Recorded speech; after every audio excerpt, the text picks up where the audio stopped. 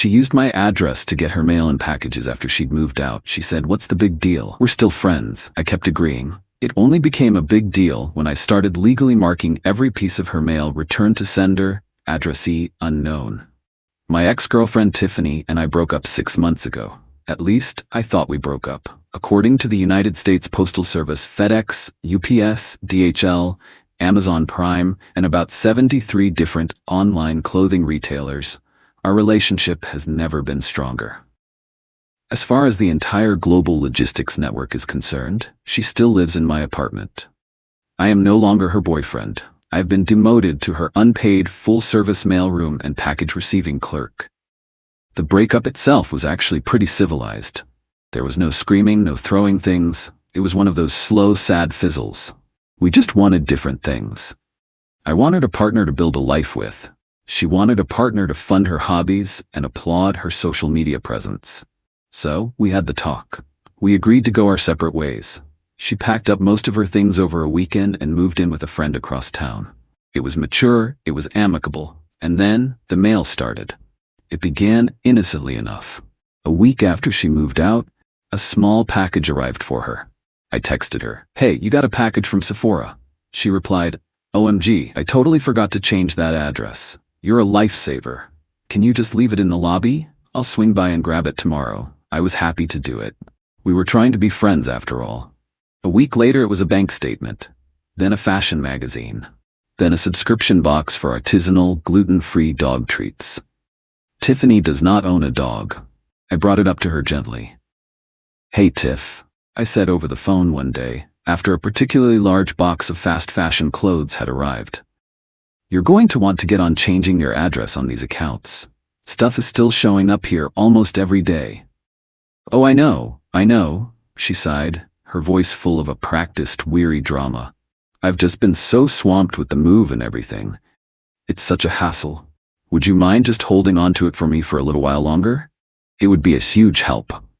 Like a fool, I agreed. I was trying to be the cool ex. I didn't want to be petty. So I became her unofficial post office. My once clean entryway slowly transformed into a monument to her consumerism. It was a rotating museum exhibit of her fleeting interests. One week, it was a set of professional watercolor paints. The next, a yoga mat and a set of weights. Then a home brewing kit for kombucha. She had more hobbies than a bored billionaire, and I had the boxes to prove it. I became an expert in the geography of her life. I knew her credit card billing cycle from the statement arrivals. I knew what new diet she was trying from the subscription boxes. I knew what weddings she was attending from the fancy dress deliveries.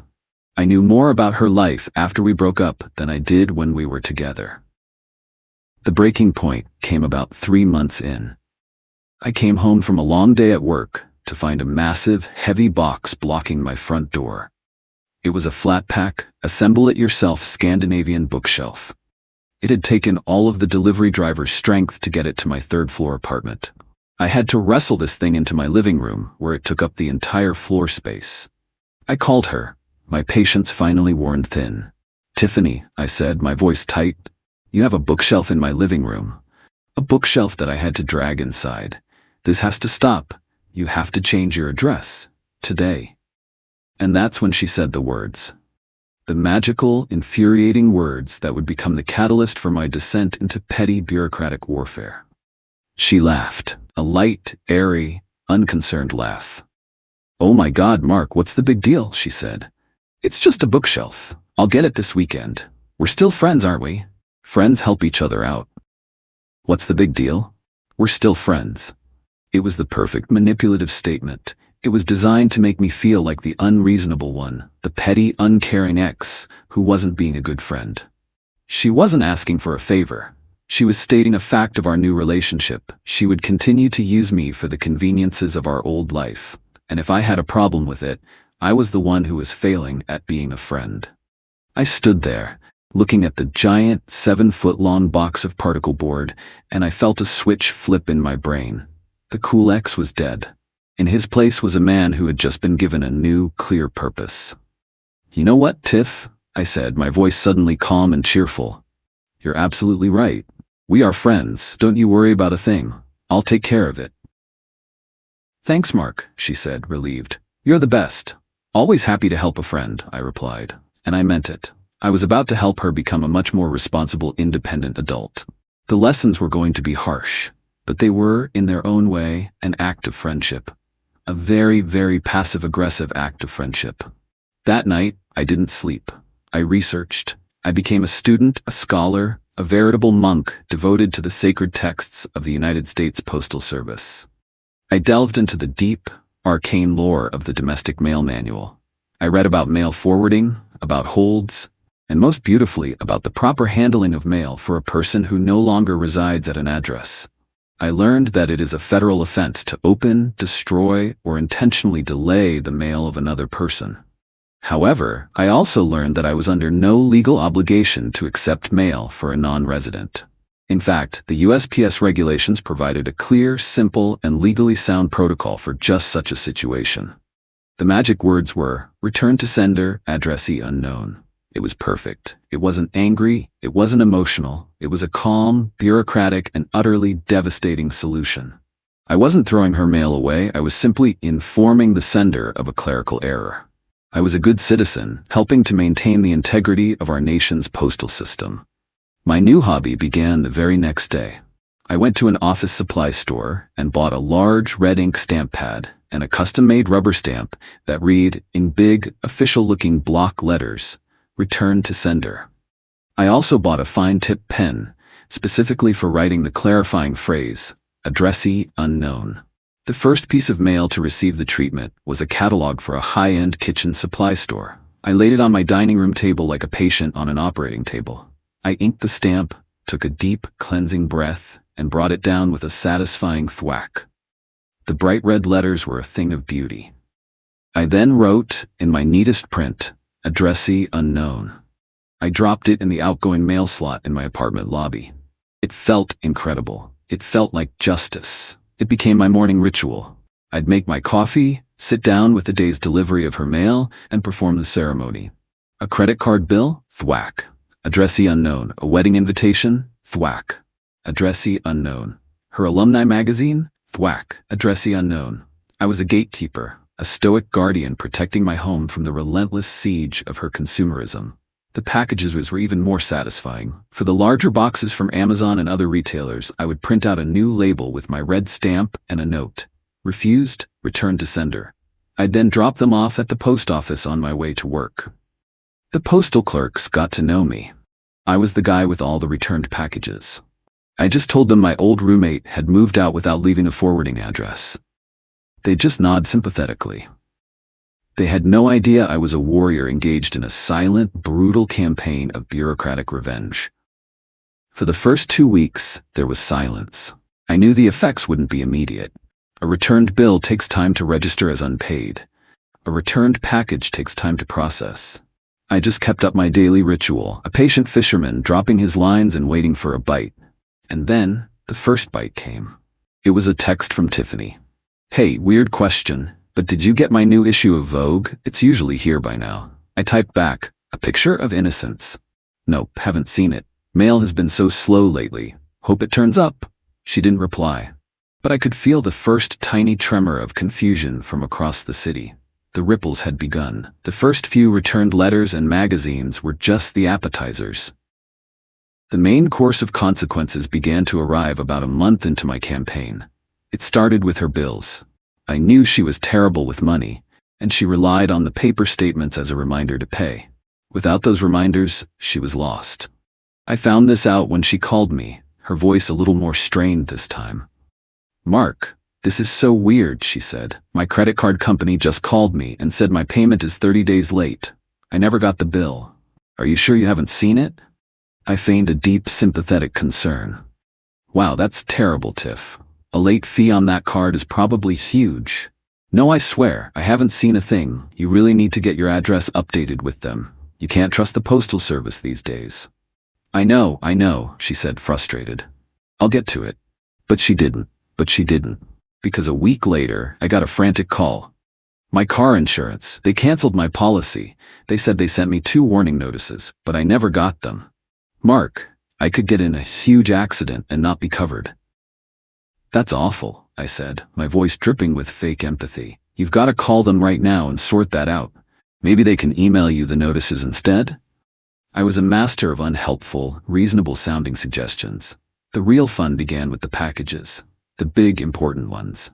She had a friend's wedding coming up. She had ordered a custom-made dress from an online boutique, a $400 dress. A week before the wedding, she called me in a full-blown panic. The dress. The tracking number says it was delivered 2 weeks ago, but I never got it. Did you see a box from Elegant Stitches? Nope, doesn't ring a bell, I said, picturing the refused return to sender label I had gleefully slapped on that very box. Did you call the company? Yes, she wailed. They said it was successfully returned to them because the addressee was unknown. They said they can reship it, but it won't get here in time for the wedding. Now I have nothing to wear. Oh, Tiff, that's a nightmare, I said. What are you going to do? I could hear her crying on the other end of the phone. The beautiful part was, she still didn't suspect me. She was blaming the post office, the delivery companies, the universe. She was so wrapped up in her own self-importance that she couldn't imagine a world where her friend Mark would do anything other than cater to her every need. The grand finale, the event that finally brought the whole thing crashing down, was a package from her work. She had been working on a big freelance project, and her client was overnighting her a hard drive with the final critical files. She called me on a Thursday. Okay, Mark, this is seriously important, she said, her voice a low, urgent whisper. I have a package from a client coming to your place. It's a FedEx overnight. I need you to watch for it like a hawk. My entire project depends on it. Of course, Tiff, I said. I'll keep an eye out. The FedEx driver arrived the next morning. He handed me the padded envelope. I looked at it. It was addressed to Tiffany. I looked at the driver. I'm sorry, I said, with a look of polite confusion. I think you have the wrong address. No one by that name lives here. The driver looked at his scanner, then at the label. It says apartment 3B. I'm in 3B, I said, shrugging. But I don't know a Tiffany. You'll have to return it to the sender. The driver, bound by his own set of rules, nodded, made a note on his scanner, and walked away with the package. The phone call I received an hour later was not a person speaking. It was a sound of a human soul being put through a shredder. It was a shriek of pure apocalyptic rage, the likes of which I have never heard before or since. You, she screamed, her voice cracking. It was you. The dress, the bills, the hard drive. You've been returning everything. I'm going to sue you. I'm going to ruin you. I waited for the hurricane of her rage to subside. When she finally paused to take a breath, I spoke, my voice the calm, quiet eye of the storm. Tiffany, I said, it is a federal offense to knowingly obstruct the delivery of mail. However, it is also a federal offense to tamper with mail that is not addressed to you. As you no longer reside at this address, I am legally obligated to not accept your mail. I am not your mailroom. I am not your secretary. I am a private citizen in his own home, and you, my friend, are an unknown addressee. The silence on the other end was a beautiful thing. It was the sound of a person who had just been checkmated by a set of rules she never bothered to learn. Her friendship had been a one-way street of convenience. The road was now officially closed. The next day, she showed up at my apartment, unannounced. She was a wreck. Her eyes were red, her hair was a mess. She had clearly been up all night, dealing with the fallout from her missed deadline. She didn't yell. The fight was gone. Please, Mark, she whispered, her voice hoarse. Just tell me what you did with the bookshelf. I pointed to the corner of my living room. There, fully assembled and filled with my own books, was the Scandinavian bookshelf she had ordered months ago. You said you'd get it that weekend, I said with a shrug. You never did. So I put it together. It's a pretty nice bookshelf. The look on her face was one of complete and utter defeat. She had lost her mail, her packages, her credit score, a major client, and now her bookshelf. All because she couldn't be bothered to fill out a change of address form. She just turned and walked away. I closed the door, and for the first time in 6 months, my apartment felt truly and completely my own. The ghost tenant had finally been evicted. My friendship, it turned out, did not include free mail handling services, a lesson she had to learn one return package at a time.